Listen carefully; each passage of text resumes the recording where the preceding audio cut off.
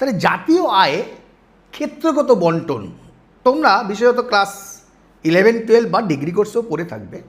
এই ক্ষেত্রগত বন্টন কি?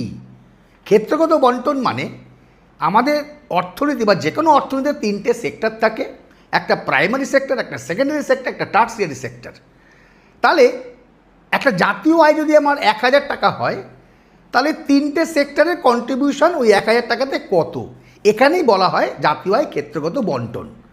এবার নাক যে তত্ত্বটা দিল, আয়ে প্রাথমিক ক্ষেত্রের অবদান ক্রমশ কমবে, মানে মাধ্যমিক এবং সেবা ক্ষেত্র অবদান বাড়বে, সেই দেশটা তত উন্নয়নের পথে এগিয়ে যাচ্ছে।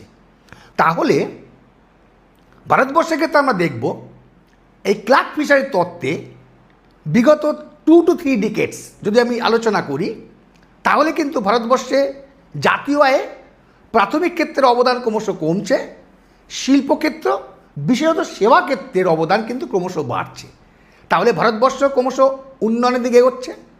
কিন্তু এই উন্নয়নের ছাপ কিন্তু আমি পেশাগত জায়গা থেকে দেখতে পাই না আমরা।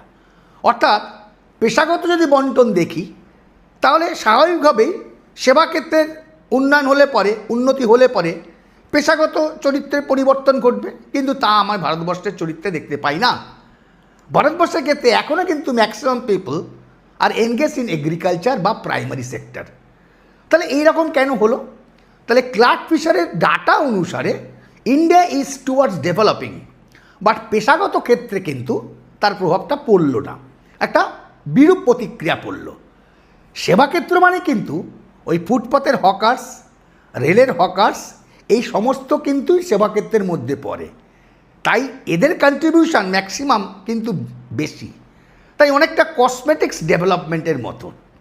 তাই আমার মতে একটা সোসাইটি সত্যিকারের যদি ডেভেলপমেন্ট চাওয়া যায়, তাহলে প্রথমত সোসাইটিতে job creation mandatory, whatever may be the job.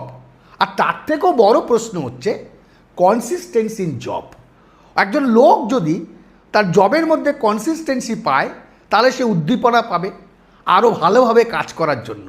আর তার মনের মধ্যে যদি আজকে সৃষ্টি হয় যে 2 মাস পর 6 মাস পর আমার কাজটি নাও থাকতে পারে, ইনকনসিস্টেন্সি, তাহলে কিন্তু এই ডেভেলপমেন্ট সঠিকভাবে আমরা করতে পারবো না।